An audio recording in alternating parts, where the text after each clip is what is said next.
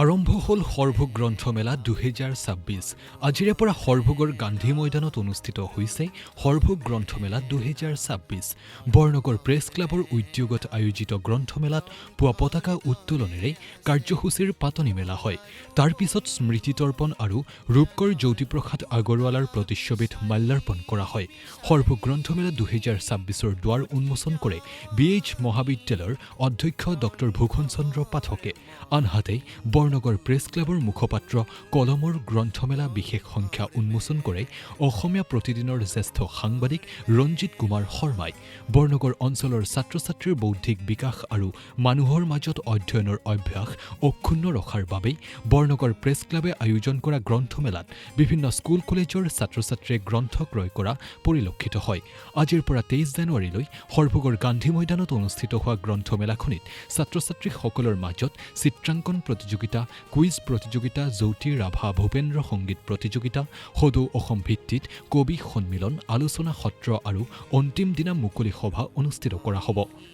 আজিৰ শুভাৰম্ভণি অনুষ্ঠানত বিশিষ্ট সাহিত্যিক তথা ৰাজনীতিবিদ হেমেন দাস, বিধায়ক মনোৰঞ্জন তালুকদাৰ, শিক্ষাবিদ ৰমেশ চন্দ্ৰ ভট্টাচাৰ্য, অধ্যাপক প্ৰবীণ মাহেশ্বৰী, ভৱানন্দ পাঠক, হৰিকিষণ মাহেশ্বৰী, ধ্ৰুৱজ্যোতি দাস, সুজিত দাসৰ লগতে বহু বিশিষ্ট ব্যক্তি উপস্থিত থাকে। ভাল লাগিছে ইয়াত আহি। বৰনগৰ প্লেছ ক্লাবক প্ৰথমতে ধন্যবাদ জনাইছোঁ সুন্দৰ গ্ৰন্থমেলা এখন আয়োজন কৰাৰ বাবে। বোধহয় এইটো তৃতীয়বাৰৰ বাবে গ্ৰন্থমেলা হৈ আছে। মই ভাবোঁ আচলতে এইখন গ্ৰন্থমেলাই নহয়, পোহৰৰ মেলা। গোটেই সমাজখনে পোহৰ বিলাব পাৰিব এই গ্ৰন্থমেলাৰ মাধ্যমেৰে। আৰু নতুনকৈ উঠি অহা চামে বহু কথা শিকিব লগা আছে। আৰু জীৱনত আগবাঢ়িবলৈ হ'লে গ্ৰন্থ পঢ়িবই লাগিব। কিতাপ নপঢ়াকৈ কোনেও কেতিয়াও আগবাঢ়িব পৰা নাই। জীৱনৰ যিকোনো স্তৰতে থিয় দিবলৈ হ'লে গ্ৰন্থইহে আমাক থিয় কৰাব পাৰিব। সেই কথাষাৰ একেবাৰে গুৰুত্বপূৰ্ণ কথা।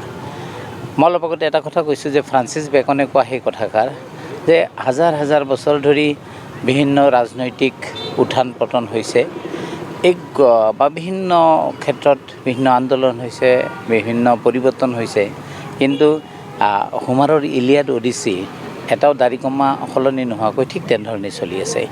আচলতে গ্ৰন্থ শাশ্বত, গ্ৰন্থ সদায় থাকিব আৰু গ্ৰন্থই মানুহক ৰাস্তা দেখুৱাব পাৰিব। এই কথাষাৰ কিন্তু মৰ্মে মৰ্মে উপলব্ধি আমি কৰাৰ প্ৰয়োজনীয়তাটো আছে। মই ভাবোঁ নতুন চামে, আজি বহুতেই কয় যে নতুন চামে কিতাপ কমকৈ পঢ়ে। এনে নহয়, নতুন চামেও পঢ়ে, নতুন চামৰো মানে ভাল মানসিকতা আছে। কিন্তু তথাপিতো আমি যিসকল জ্যেষ্ঠজন আছোঁ, আমিও কিন্তু তেওঁলোকক ৰাস্তাটো দেখুৱাব লাগিব।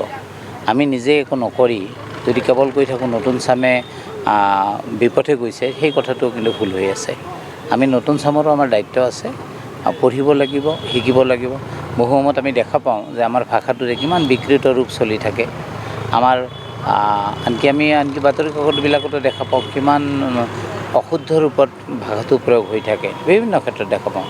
ভাষা এটা আগবাঢ়িবলৈ হ'লে শুদ্ধ ৰূপত ভাষাটো যদি আগ নাবাঢ়ে, তেনেহ'লেও ভাষা কিন্তু বাচি থকাত মানে অসুবিধা হয়। আজিৰে পৰা আমাৰ সৰভোগৰ গান্ধী ময়দানত সৰভোগ গ্ৰন্থমেলা ২০২৬ আৰম্ভ হৈছে। আজি প্ৰথম দিনাৰ কাৰ্যসূচী দ্বাৰ উন্মোচন কৰিছে BH কলেজৰ অধ্যক্ষ ডক্টৰ ভূষণ চন্দ্ৰ পাঠকে। তাৰপিছতে আমাৰ বৰনগৰ প্ৰেছ ক্লাবৰ মুখপাত্ৰ কলম উন্মোচন কৰা হৈছে। কলম উন্মোচন কৰিছে অসমীয়া প্ৰতিদিন কাকতৰ জ্যেষ্ঠ সাংবাদিক ৰঞ্জিত কুমাৰ শৰ্মাই। লগতে আমাৰ প্ৰতিদিনে বিভিন্ন কাৰ্যসূচী ৰখা হৈছে গ্ৰন্থমেলাত। কাইলৈ আমাৰ আবেলি ৫:৩০ বজাত বাথান নামৰ এখন চুটি ছবি উন্মোচন কৰা হ'ব। লগতে আমাৰ কুইজ প্ৰতিযোগিতা আছে, তৰ্ক প্ৰতিযোগিতা আছে।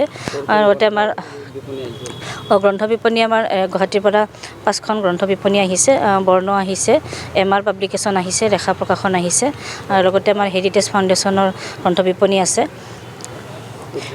আমি সমূহ ৰাইজকে এই গ্ৰন্থমেলাৰ কাৰ্যসূচীত সহযোগ কৰাৰ কাৰণে আহ্বান জনালোঁ। লগতে আমাৰ ৰাইজে যাতে আমাৰ গ্ৰন্থ কিনি আমাক সহায় সহযোগিতা আগবঢ়ায়, সেইটো আমি আমাৰ কমিটিৰ পৰা অনুৰোধ জনালোঁ।